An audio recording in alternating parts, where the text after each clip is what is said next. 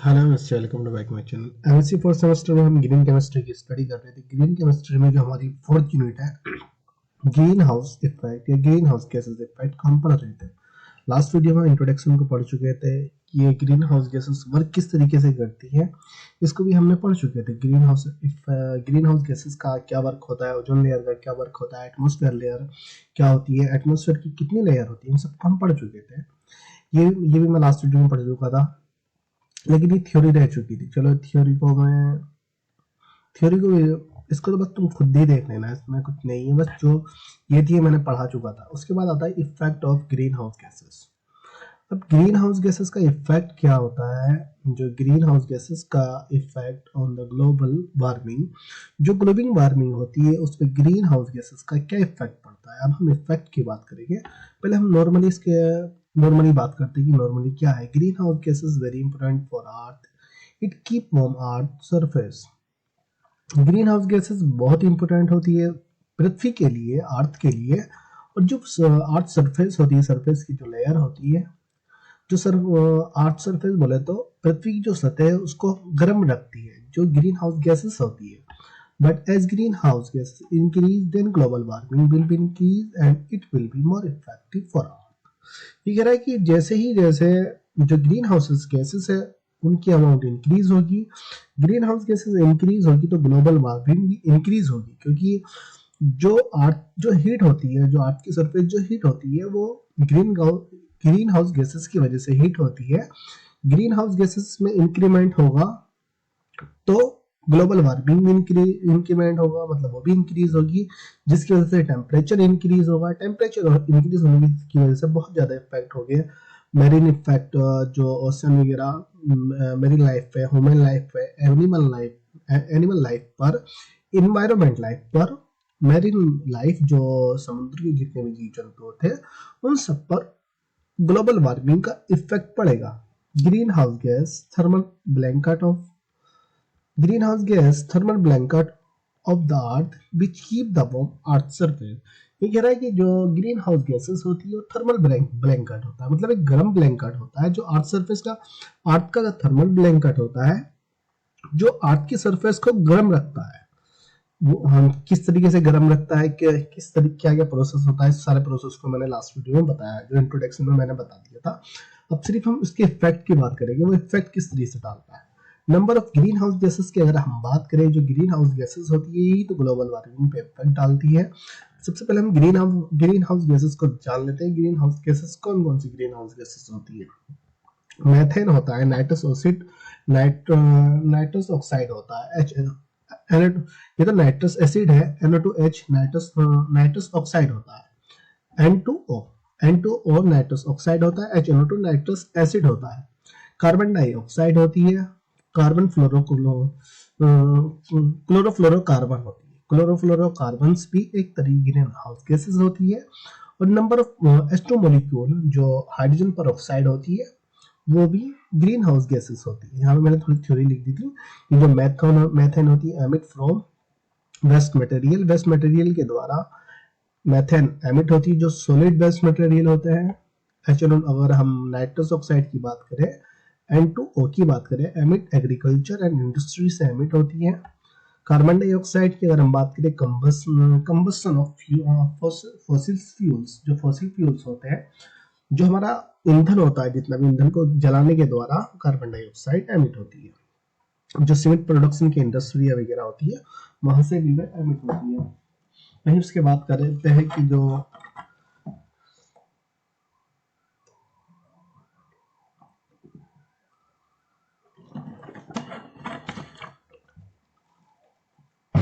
प्यास लग रही थी।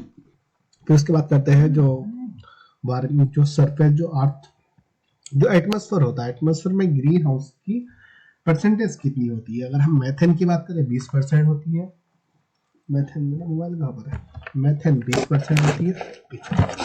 मेथेन 20% होती है। वहीं CFC क्लोरोफ्लोरोकार्बन की अगर हम बात करें 14%, 2%, मतलब बहुत लो क्वांटिटी होती है क्लोरोफ्लोरोकार्बन की, बहुत ज्यादा लो, क्योंकि ओजोन लेयर को बहुत फास्टली डिस्ट्रॉय करती है ओजोन लेयर को, जो क्लोरोफ्लोरोकार्बन होती है। मेथेन के बाद सबसे ज्यादा क्लोरोफ्लोरोकार्बन, फिर मेथेन, फिर कार्बन डाइऑक्साइड, फिर नाइट्रोजन ऑक्साइड। कार्बन डाइऑक्साइड 60% के समथिंग होती है। नाइट्रोजन ऑक्साइड की अगर हम बात करें, it's called green house gases. इन सबको ग्रीन हाउस गैसेस कहा जाता है। अब उसके बाद इफेक्ट की बात करते हैं। नॉर्मली हमने बात कर ली जो ग्रीन हाउस गैसेस होती है वो किस तरीके से इफेक्ट डालती है, जब उनका इंक्रीजमेंट होने लगता है तभी तो इफेक्ट डालती है। ग्रीन हाउस गैसेस कौन कौन सी है ये भी हम बात कर चुके हैं। उसके बाद अब इसके इफेक्ट की बात करते हैं कि इम्पैक्ट या effect of green house gases on the global warming या on the earth. Green house gases effect on the earth, पृथ्वी पर या ग्लोबल वार्मिंग पर किस तरीके से ग्रीन हाउस गैस इफेक्ट डालती है। When quantity of greenhouse gases increase, then global warming will be also increase. Temperature of Earth will increase. Greenhouse gases effect on the Earth, weather and climate will be changed. Greenhouse gases effect on the weather and climate. वो कह रहा है कि जैसे सबसे ऊपर line में उसने बोला कि when quantity of greenhouse gases increase, then global warming also increase. जैसे जैसे ग्रीन हाउस गैसेस की क्वांटिटी इंक्रीज होती है, अमाउंट इंक्रीज होती है, वैसे वैसे ग्लोबल वार्मिंग की हीटिंग भी इंक्रीज हो जाती है। ग्लोबल वार्मिंग की जो वार्मिंग क्या है, गर्म होना। ग्लोबल जो पृथ्वी है, global warming also increase, warming भी इंक्रीज होने लगती है। टेम्परेचर ऑफ अर्थ विल भी इंक्रीज, अर्थ का टेम्परेचर आल्सो इंक्रीज, टेम्परेचर भी इंक्रीज होने लगता है। ग्रीन हाउस गैसेस वेदर पे इफेक्ट डालती है, क्लाइमेट पे इफेक्ट डालती है। वेदर पे इफेक्ट डालती है, वेदर चेंजेस होने लगते हैं, क्लाइमेट भी चेंज होने लगता है।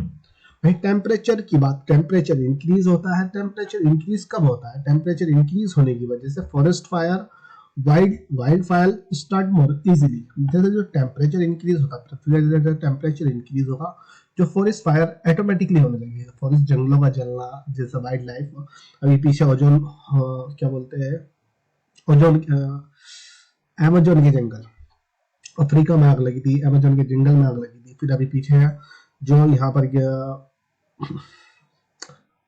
कोबाल्ट पार्क है, कोबाल्ट पार्क में भी मतलब फॉरेस्ट में आग लग, ऑटोमेटिकली आग लग जाती है जब टेम्परेचर, पृथ्वी का टेम्परेचर इंक्रीज होता है। चेंज द सी लेवल, अब जो मेरीन लाइफ पे इफेक्ट पड़ता है, टेम्परेचर ये होगा फॉरेस्ट वगैरह पे। वहीं change the sea level increase होने लगता है। सी लेवल कैसे इंक्रीज होता है? जैसे जैसे टेम्परेचर इंक्रीज होता है, ग्लेशियर पिघलने लगते हैं। जैसे ग्लेशियर होते हैं जहाँ बर्फीला एरिया होता है, आज के टाइम पे ग्लेशियर बहुत तेजी से पिघल रहे हैं, जिसकी वजह से क्या हो रहा है, जो समुद्र का जो लेवल है वो इंक्रीज हो रहा है। सीए का, ओशन का लेवल इंक्रीज हो रहा है, उसकी वजह से फ्लोडिंग वगैरह भी इंक्रीज हो जाता है। फ्लोडिंग मतलब जो बाढ़ वगैरह है, बाढ़, स्ट्रॉम वगैरह आने लगते हैं, आंधी तूफान और बाढ़ आने लगती है। Soil dryness will be increase, जो सूखापन होता है, जहाँ से रेगिस्तान होता है वहाँ, अब रेगिस्तान एरिया में जाइए, अब जब टेम्परेचर इंक्रीज होता है तो ड्राइनेस भी इंक्रीज होने लगती है। ग्लेशियर मेल्ट होने लगता है, टेम्परेचर इंक्रीज होता है, glacier will be melt and sea level will be increase. Ocean also absorb the carbon dioxide, then ocean will be acidic and it will be more dangerous for marine life. वो कह रहा है कि जैसे जैसे glacier melt होगा तो glacier melt होने के साथ साथ समुद्र का लेवल भी बढ़ेगा, समुद्र लेवल बढ़ेगा। अब जो तुम्हारी इंडस्ट्री वगैरह होती है, इंडस्ट्रिया से जो कार्बन, जो धुआं निकलता है, धुआं में से कार्बन डाइऑक्साइड निकलती है। फॉसिल फ्यूल्स को बर्न, डिकम्पोज करते हैं, उसको बर्न करते हैं, जब उसको जलाते हैं तो उसमें से कार्बन डाइऑक्साइड निकलती है, जो समुद्र एब्जॉर्ब कर लेता है। जब कार्बन डाइऑक्साइड की अमाउंट ज्यादा हो जाती है, जबकि मात्रा ज्यादा हो जाती है, तो जिसकी वजह से जो समुद्र का पानी है मोर एसिडिक हो जाता है। मोर, अब जो उसमें नहाएगा तो मैरीन लाइफ के लिए बहुत ज्यादा वो डेंजरस हो जाएगा। जिसमें जितने भी एनिमल्स प्रेजेंट होते हैं, जो स्पीसीज होती है, उन सब के लिए वो पानी हार्मफुल होगा। किसी का मनुष्य, ह्यूमन भी उस पानी को हाथ नहा लेता है जैसे बीच वगैरह पे, तो वो भी वहाँ पे इचिंग वगैरह बहुत ज्यादा डिजीज प्रोड्यूस हो जाएगी। लॉस ऑफ स्पीसीज, जैसे जैसे टेम्परेचर इंक्रीज होता है, क्लाइमेट चेंज होता है, तो स्पीसीज क्या करती है, माइग्रेट करती है, एक जगह से दूसरी जगह चली जाती है। लेकिन वहां पे भी उनका, जब वहां पर भी क्लाइमेट सेम होगा, क्लाइमेट में बहुत ज्यादा चेंजेस हो चुके होंगे टेम्परेचर इंक्रीज होने की वजह से, तो स्पीसीज लॉस्ट होने लगेगी, विलुप्त होने लगेगी। जैसे आज के टाइम में आप देखते होंगे, जैसे टेक्नोलॉजी इंक्रीज हुई तो बहुत सारी, जैसे चिड़िया पहले आप देखते थे, चिड़िया देखने को नहीं मिलती है। तो वही क्या सब क्या हुआ कि जैसे क्लाइमेट चेंज हुआ तो विलुप्त हो चुकी है, लॉस्ट हो चुकी है, वहां से वो विलुप्त हो चुकी है। Depletion of ozone layer, ozone layer जैसे जैसे ग्रीन हाउस गैसेस इंक्रीज होगी तो डिप्लेशन ऑफ लेयर, जो ओजोन लेयर है वो डिप्लेशन मतलब डिप्यूट होने लगेगी, वो ओजोन लेयर की थिकनेस डिक्रीज होने लगी, जिसकी वजह से ओजोन लेयर में डिस्ट्रॉयड होने लगी, कि अभी तो नहीं हो रही है लेकिन पीछे हो चुकी थी, फिर उसके बाद वो कोरोना के बाद वो थोड़ा ओजोन लेयर सही हो चुकी है, रिकवर हो गई, वरना ओजोन लेयर की जो परत जो थिकनेस डिक्रीज होने लगी, जो नासा साइंटिस्ट ने पता लगाया था कि ग्लोबल वार्मिंग इंक्रीज होने का, जो ग्लेशियर पिघल रहे हैं, ग्लोबल वार्मिंग इंक्रीज हो रही है, और कैंसर डिजीज, स्किन डिजीज बहुत ज्यादा प्रोड्यूस हो रही है, जो सन की जो रेज होती है उसकी वजह से डिजीज डेवलप हो रही है। उसका रीजन यही था कि जो ओजोन लेयर थी उसकी जो थिकनेस की कंसंट्रेशन थी वो डिक्रीज होने लगी थी, जिसकी वजह से अल्ट्रावायलेट रेज पृथ्वी में एंटर करने लगी थी। स्मोक एयर पोल्यूशन होने लगता है जब ग्रीन हाउस गैसेस इंक्रीज होती है, वहां उसमें थोड़ा सा यहाँ पे मैंने इफेक्ट दे दिया, important effect of green house gases के इंपोर्टेंट इफेक्ट, ह्यूमन हेल्थ पे इसका इफेक्ट होता है, इन्वायरमेंट में एनिमल पे वो क्लाइमेट वेदर चेंज की वजह से माइग्रेशन हुआ, ये हुआ। इन्वायरमेंट की बात करें, environment pollution, air pollution, fog pollution, glacier का पिघलना, मेरीन लाइफ, समुद्र का लेवल इंक्रीज होना, इफेक्ट ऑन द हेल्थ, जो ग्रीन हाउस गैसेस होती है उसका इफेक्ट हेल्थ पे भी होता है। Weather will be change and different disease will be develop, जैसे क्लाइमेट चेंज होगा, वेदर चेंज होगा, तो बहुत सारे डिजीज प्रोड्यूस होने लगेगी, डेवलप होने लगेगी। When green house gases increase then ozone layer will be deplete या decrease, and ultraviolet rays enter in the earth surface then it will be more dangerous for human life। तो ये रहा कि जैसे जैसे ग्रीन हाउस गैसेस इंक्रीज होती है तो ओजोन लेयर डिप्लूट होने लगती है, या ओजोन लेयर की जो थिकनेस होती है वो डिक्रीज होने लगती है, डिक्रीज होती है, जिसकी वजह से देखिए, एक तो जो सूरज है वो हार्मफुल रेडिएशन दे रहा है पृथ्वी पे, लेकिन उसके बाद जो ह्यूमन एक्टिविटी भी तो ओजोन लेयर को डिस्ट्रॉय कर रही है। इधर उधर तो नेचर डिस्ट्रॉय कर रहा है कि जो सूरज है वो नेचर ही तो है, नेचुरल है सूरज, तो नेचुरल रेडिएशन दे रहा हो, तो कोई उसमें किसी मनुष्य का हाथ है ही नहीं, उसमें तो नेचर का हाथ है, कुदरत का हाथ है। जो रेडिएशन पृथ्वी की ओर आ रही है, लेकिन जो कुदरत है उसी ने उस चीज के लिए ओजोन लेयर बनाई, हमने नहीं बनाई है, नेचर नहीं, और ओजोन लेयर पृथ्वी के चारों ओर बनाई, जिसकी वजह पृथ्वी को प्रोटेक्ट कर रहा है, और फिर उसमें लाइफ को एग्जिस्टेंस किया, लेकिन हर चीज का उसने एक रीजन दे दिया, जो फिर एक चीज का रीजन दिया जिस आदमी, फिर उसके बाद जब आदमी उसकी रिसर्च कर रहा है तो वो रीजन ढूंढ रहा है हर चीज का, कि मतलब ये इस वजह से हो रहा है, ये इस वजह से हो रहा है। लेकिन जब जो इंडस्ट्रियों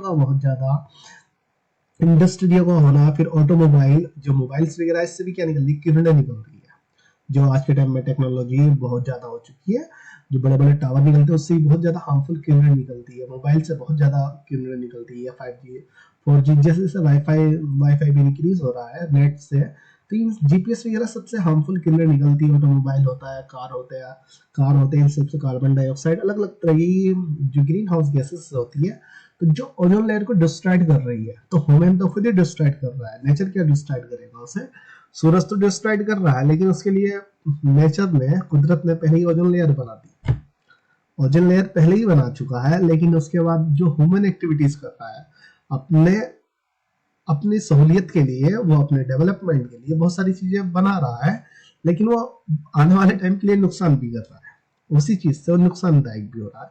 तो ये कह रहा है कि ओजोन लेयर जो होती है डिप्लाइड होती है, UV rays enter in the surface of earth then it will be more dangerous for human life.